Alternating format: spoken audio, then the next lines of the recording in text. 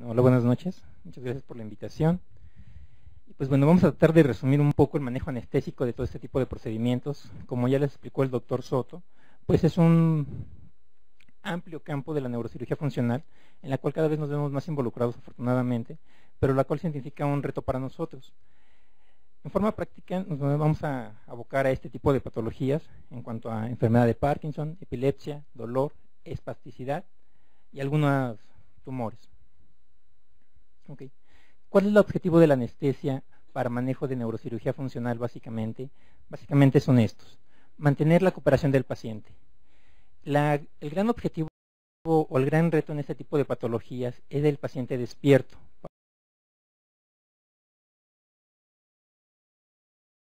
Para este tipo de procedimientos. Algunas patologías se pueden hacer con el paciente bajo anestesia general, que son la menor de las ocasiones y en las cuales no hay ninguna mayor complicación más que algunas veces el acceso a la vía aérea, como ya lo veremos más adelante.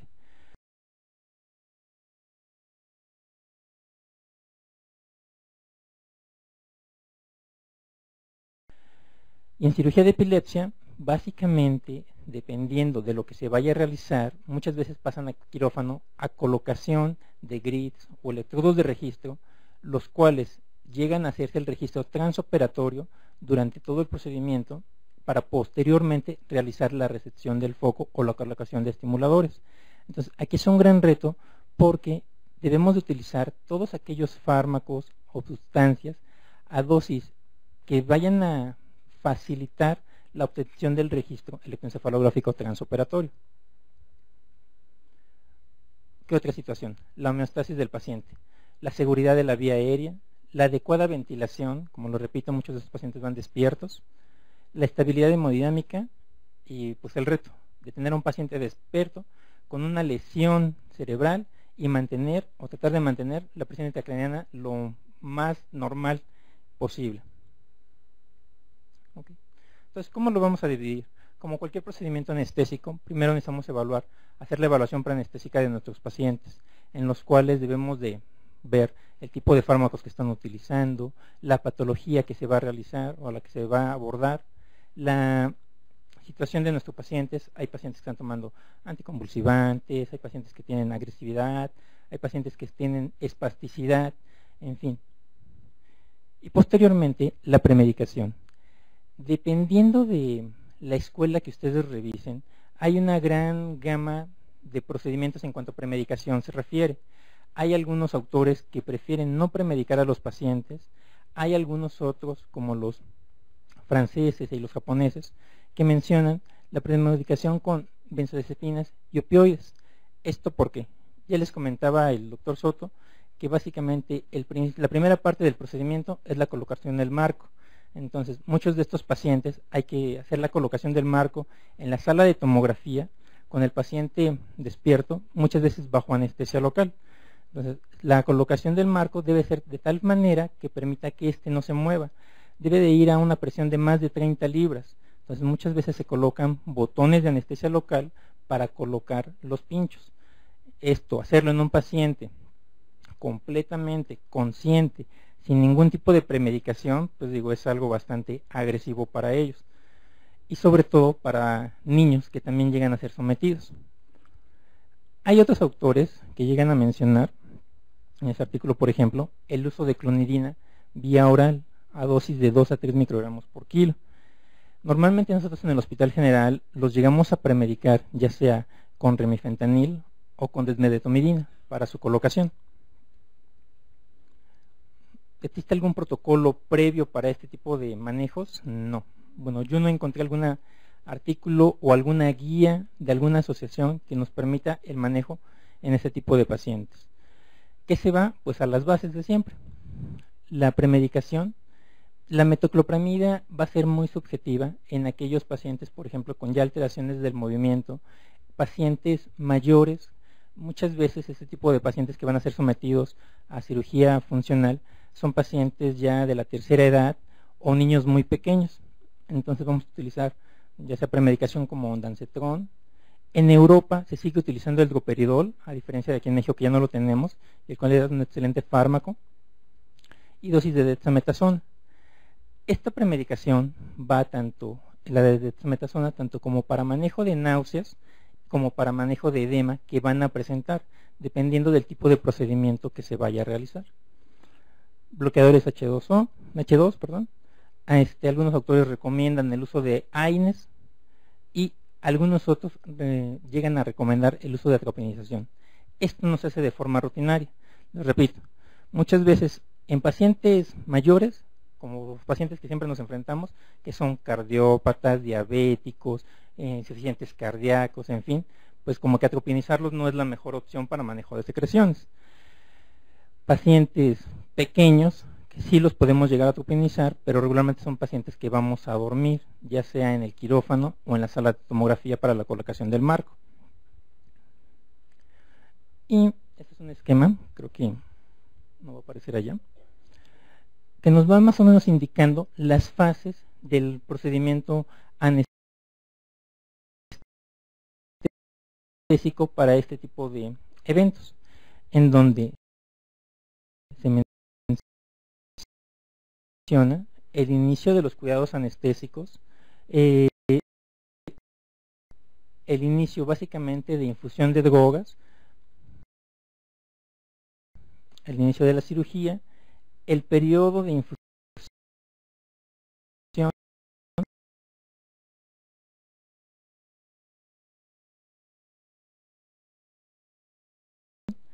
muchas veces el abordaje, ya sea para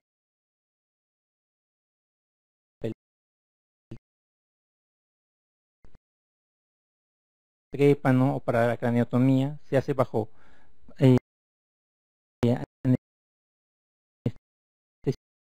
anestesia general, muchas veces endovenosa, y posteriormente se despierta al paciente para la realización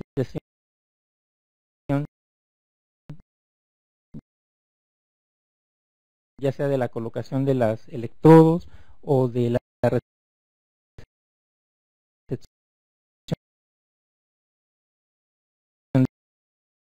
del foco que vayamos a manejar o de la evaluación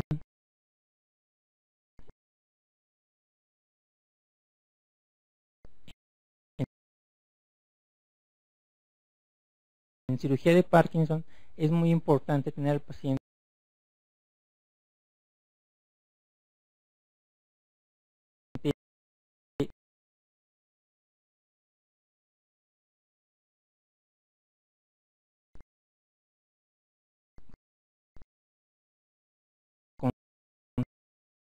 consciente para poder evaluar adecuadamente los movimientos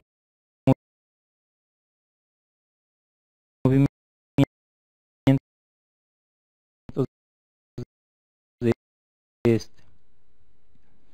¿Ok? Entonces, ¿a qué nos vamos a ir en este tipo de pacientes? Al monitoreo, regularmente es el monitoreo básico. Sin embargo, en algunos de ellos vamos a utilizar el manejo de monitoreo invasivo cuando el paciente presenta patologías agregadas o cuando las zonas en donde van a estar trabajando los neurocirujanos están muy cercanas a estructuras que nos pueden representar como el tallo o algún núcleo donde podemos tener algún problema. El índice biespectral o la utilización de entropía es un buen recurso que podemos obtener para este tipo de manejo. La sonda Foley, aunque no son cirugías grandes, sangrantes, a diferencia de lo que opina el doctor Soto, no siempre son cirugías cortas. Muchas veces son cirugías pues un tanto largas, que nos llega a emplear a veces toda la mañana con un paciente. Entonces muchas veces el pobre paciente ya está inquieto por falta de una sonda, ¿no? Ok. Básicamente hay tres técnicas. ¿Puede darle un clic sobre el video, por favor? Básicamente hay tres técnicas. La técnica MAC, que se refiere exclusivamente a cuidados anestésicos de monitoreo, en donde van a estarse evaluando constantemente al paciente, muchas veces por el neurocirujano, muchas veces por el neuropsicólogo, neurofisiólogo que nos acompañan, o muchas veces por nosotros mismos durante el procedimiento. Esta técnica básicamente se basa en eso, en cuidados de monitoreo, en evaluar que el paciente no vaya a tener ningún déficit, que no vaya a tener ninguna alteración hemodinámica durante el procedimiento. Por lo cual, pues es indispensable pues tener al paciente despierto. ¿Cuál es el mejor monitor? Pues el mismo paciente. A pesar de que tengamos toda la tecnología, pues muchas veces no se puede sustituir por lo que el paciente nos diga. ¿De acuerdo? Espero que termine. Ok. Bueno. Y hay otra técnica conocida como AAA o Sleep Awake Sleep. Dan clic sobre el video, por favor. ¿Cuál es esta técnica? Básicamente es dormir al paciente, despertarlo y volverlo a dormir. Esto, créanme que es todo un reto. ¿Por qué? Porque tener a un paciente dormido para poder abordarlo, ya sea con los pinchos, con la cráneo, posteriormente despertarlo para que el neurocirujano pueda evaluarlo, pueda evaluar todos los movimientos que está realizando el paciente y posteriormente volverlo a dormir para que hagan la ablación o la colocación de estimuladores, pues es un gran problema. ¿A qué nos hemos basado básicamente estos manejos? A la utilización de anestesia endovenosa, no como técnica única. La anestesia endovenosa es una gran opción. ¿Por qué? Porque pues ha sido más predecible. Se han desarrollado fármacos que tienen, como todos ustedes saben, una eliminación pues más corta, y lo cual nos permite poder obtener un despertar mucho más rápido con una evaluación neurológica más completa en este tipo de pacientes. Básicamente nosotros utilizamos propofol y remifentanil para el manejo de estos pacientes. La dexmedetomidina sí la hemos llegado a utilizar, pero básicamente la dejamos de inicio para la colocación del marco estereotáxico. Idealmente, no siempre hemos podido hacerlo, previamente en su cama al paciente lo premedicamos con dexmedetomidina, se le hace la colocación del marco, se lleva a la sala de tomografía y regresa al quirófano. Durante todo este procedimiento, pues bueno, ya los efectos de la DETME que buscábamos para sedación, para la colocación del marco, pues se acaban y nos llega un paciente consciente para la evaluación neurológica dentro de quirófano. Ok, como ya Soto les mencionaba, Horles desde 1886 también mencionaba los principios de craneotomía bajo anestesia local. Así también empezamos nosotros en el Hospital General.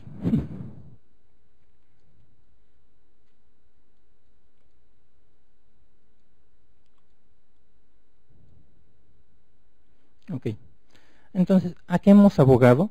Al uso de bloqueo de escalpe. El bloqueo de escalpe es una técnica que yo creo que ya muchos de ustedes conocen, se ha presentado en varios congresos. Donde yo la fui a conocer fue al Instituto de Neuro, donde ahí fue donde la aprendí. Y se bloquean básicamente 6 puntos, que es a partir de arriba de se bloquean los nervios frontales, los temporales y los occipitales. Con esta técnica tenemos la gran ventaja que bloqueamos todo el cuero cabelludo. ¿Esto qué implica? Que es suficiente esta dosis de anestésico para la colocación de los pinchos como para la colocación de la craniotomía o de las incisiones en piel. ¿Cuál es la ventaja también de esto? Que como podemos utilizar anestésicos locales de larga duración, nos van a permitir que el tiempo que se lleven es suficiente con una sola dosis. Neurocirugía normalmente ocupa mucha lidocaína en el aspecto de infiltración. Esto es una buena opción porque pues, es un anestésico que actúa de forma inmediata prácticamente, ¿no?, para este tipo de procedimientos. El problema es que muchas veces tienen que estar haciendo colocación nuevamente de fármaco porque los pacientes después de una hora pues, ya están con molestias con los pinchos. Entonces, esto que ha llevado, en raras ocasiones, pero sí ha llevado a procesos de toxicidad por anestésico local, lo cual con el bloqueo de escalpe pues lo disminuimos, ¿no? Vamos a tomar en cuenta que si son 4 pinchos, aparte infiltran la zona del cráneo o del trípano que van a realizar, pues bueno, se van sumando la dosis de la lidocaína y muchas veces llegamos a una dosis tóxica. ¿Y cuál es la ventaja también de esto? Bueno, también se ha observado que tanto en Francia como en Japón, que son quienes mayor estudios han descrito al respecto de neurocirugía funcional, incluso más que los gringos, han llegado a presentar que no hay una gran diferencia entre la anestesia general y la anestesia local para el registro. La anestesia general con sus cuidados ya mencionados, en donde se tiene que tener un BIS lo más superficial posible para que el registro electroencefalográfico sea confiable. Okay, ¿le puede dar clic, por favor? Ok. ¿Cuál es la otra situación? Como ya se los dividía el doctor Soto, en muchos de estos tipos de pacientes se va a llegar a colocar ya sea estimuladores o se va a realizar ablación de las zonas para alteraciones del movimiento. ¿Cuál es el pequeño problema? Que la ablación normalmente se hace a 80 grados. Entonces imagínense tener un electrodo dentro de la cabeza a una temperatura de 80 grados. Si de por sí el electro muchas veces llega a transmitir calor a estructuras vecinas y nos da alteraciones hemodinámicas, pues esta también nos llega a presentar esa situación. ¿De acuerdo? El siguiente video. Pásenme un clip, por favor. En este paciente, después de que se hizo el mapeo y la colocación del estimulador, se hizo la prueba para ver, se procede a esto, a la ablación de la lesión, en donde nuestra intervención es incrementar la dosis analgésica sin que lleguemos a la depresión, tanto ventilatoria como del estado de conciencia en la paciente, para que pueda ella evaluar lo que está sucediendo. En esta paciente se está valorando tanto el movimiento, se está valorando la expresión, el habla, para poder determinar si se continúa con la ablación o no. Normalmente la ablación llega a durar 90 segundos en promedio, más o menos dependiendo de la zona y la amplitud que registre el aparato. Entonces se evalúa de forma constante el estar de la paciente. Y lo que les mencionaba el doctor Soto, ¿no? Pues son procedimientos que requieren equipo especializado y desafortunadamente costoso. Ese aparatito mencionan que cuesta alrededor de 600,000 pesos, entonces no es tan fácil que se haga en cualquier lugar, ¿no? Okay.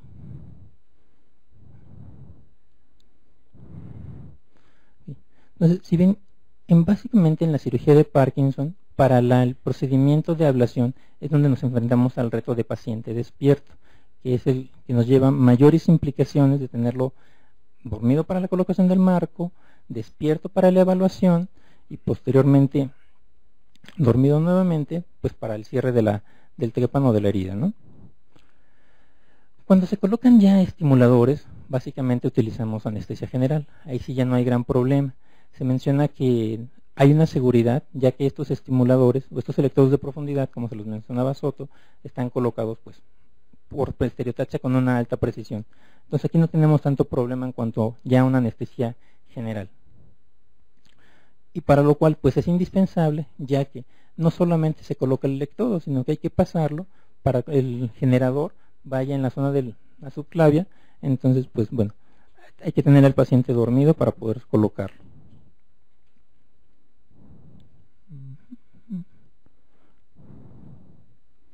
Ok. ¿Qué otra posibilidad tenemos? La cirugía de epilepsia. La cirugía de epilepsia también se divide básicamente en dos, que es la colocación para el registro o la recepción del foco epileptógeno. Tenemos la situación que en este tipo de cirugías nos enfrentamos a esto. Esta era una paciente joven con una cara pequeña, en donde la vía aérea no tuvo mayor problemas para abordarlo. Sin embargo, hay muchos pacientes obesos, cuello corto, que eso le aunamos la colocación del marco estereotáxico, el abordaje de la vía aérea es todo un reto. Y más porque muchas veces, diríamos, podemos utilizar una mascarilla laringea. Excelente, es una muy buena opción. Sin embargo, depende de dónde se vayan a colocar los electrodos. Esta pacientita, necesitábamos colocar los electrodos en la región posterior. Entonces, es una paciente que aparte de tener el marco, aparte de la dificultad de la vía aérea, es una paciente que la vamos a colocar boca abajo. Entonces, pues una mascarilla laringea no siempre es lo más factible. O tenemos estas otras opciones. Esta paciente, es del Instituto de Neuro, cuando yo roté allá, y es muy impresionante. ¿Por qué? Porque, véanla, es una paciente que está despierta, con el cráneo abierto y con el neurocirujano haciendo la recepción del foco epileptógeno, ya una vez que estuvo mapeado. Entonces, Son pacientes que se someten primero a una anestesia general endovenosa, se les coloca bloqueo de escalpe, posteriormente se realiza la craniotomía y ya con el cráneo abierto se despierta al paciente, manteniéndolo en estas condiciones del cerebro, la paciente tranquila, que responda a un test que hace neuropsicología durante el procedimiento y pudiendo hacer la recepción de los focos epileptógenos. Entonces, obviamente es una paciente que debe despertar tranquila, sin mayor complicación, porque si no, pues se nos sale el cerebro ahí, ¿no? Otra situación que estamos haciendo, manejo del dolor. Ahorita básicamente se ha abocado más a las neuralgias del trigémino, en donde también se están haciendo ablaciones por radiofrecuencia con el paciente despierto. El paciente tiene el ojo ocluido, pero ven, está despierto con estas condiciones. Muchas veces que nos enfrentamos pues a esto, ¿no? A taquicardia, hipertensión en un paciente que está despierto y al cual se le va a colocar o se va a introducir una aguja para poder localizar la rama del trigémino que está afectada, y básicamente los cirujanos nos piden aquí que el paciente realmente esté despierto para que refiera si es realmente el dolor o la zona que le está doliendo. Entonces, aquí también se utiliza la técnica AAA. ¿Por qué? Porque hay que hacer la punción por fluoroscopía. Hay que despertar al paciente para que le diga al neurocirujano si realmente es la zona que le está doliendo. Muchos de ellos no les gusta utilizar anestesia local porque puede inhibir la respuesta dolorosa y no pueden determinar adecuadamente el sitio que van a realizar la ablación. Entonces, bueno, nos dejan que nosotros nos encarguemos de eso. Ya una vez que está dirigida por fluoroscopía con el paciente, hay que volverlo a dormir para que se realice la ablación, que yo les digo también a 90 grados por 80 grados por 90 segundos, y posteriormente quieren que esté nuevamente despierto para que puedan evaluar si se le quitó o no se le quitó el dolor, y si no se le quitó, pues volver a reubicar la aguja y volver a hacer la ablación. Entonces, ¿qué más estamos haciendo con lo de neurocirugía funcional? Manejo de espasticidad. Básicamente estos pacientes son pacientes, en su gran mayoría pacientes pediátricos, que tuvieron algún evento en donde tienen situaciones de espasticidad, y la cirugía funcional en este caso no es curativa, es paliativa, es para mejorar sus condiciones, para facilitar su movilidad. Hay pacientes espásticos en los cuales pues, los familiares ni el pañal pueden colocar, entonces este tipo de cirugía se basa en esto, en la mejoría de la calidad de vida. La gran mayoría pues son pacientes con déficit mental, que tienen mal manejo de secreciones, y que va a ser esta situación, que van en decúbito ventral. La mayoría son pacientes que se van a someter a neurotomías de extremidades inferiores.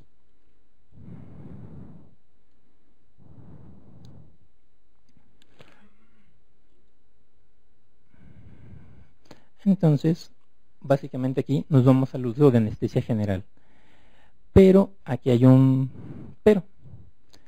El uso de neuroestimulador. Para que puedan determinar adecuadamente el nervio que ellos van a realizar con neurotomía, necesitamos que el mínimo a nulo uso de bloqueador neuromuscular. Afortunadamente, con la obtención de remifentanil y la combinación con mascarilla laringea, esto ha sido factible. Y aunque van boca abajo, pues muchas veces con el desarrollo de mascarillas laringeas flexibles, ha sido posible colocarle la mascarilla, colocarlos boca abajo, sin básicamente el uso de relajante neuromuscular para que puedan hacer las neurotomías los cirujanos. Anestesia general, balanceada o TIVA, aquí prácticamente es indistinto. Básicamente nos vamos al uso de general balanceada, pero con las reservas de el relajante muscular, como les comentaba. Y bueno, lo clásico, ¿no? La protección de salientes óseos.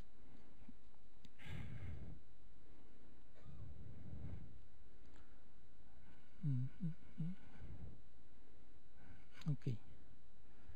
El uso, la situación, la presentación de tumores, como ya se les mencionaba también Soto, es una gran opción este tipo de neurocirugía funcional para la punción de tumores o la obtención de muestras en zonas de alto riesgo. Aquí, por ejemplo, tenemos a una niña de 8 años en donde se encontraba la lesión a nivel del tallo y por lo cual la neurocirugía funcional era una buena opción. ¿Cuál es el problema aquí? Es una niña de 8 años a la cual tiene un marco estereotáxico que hay que colocárselo en el área de tomografía. Nosotros en el Hospital General, no sé, muchos de ustedes lo han de conocer, o si no, es un hospital horizontal en donde el pabellón de radiología está por un lado, el pabellón de neurocirugía está por otro. Entonces nos enfrentamos a que hay que dormirla en neurocirugía, en tomografía. De ahí hay que hacer el traslado al pabellón posterior de la colocación del marco, la colocación de la tomografía, y llevarla a pabellón de neurocirugía para repasarla a quirófano y realizar la planeación, la punción del tumor y obtener la muestra.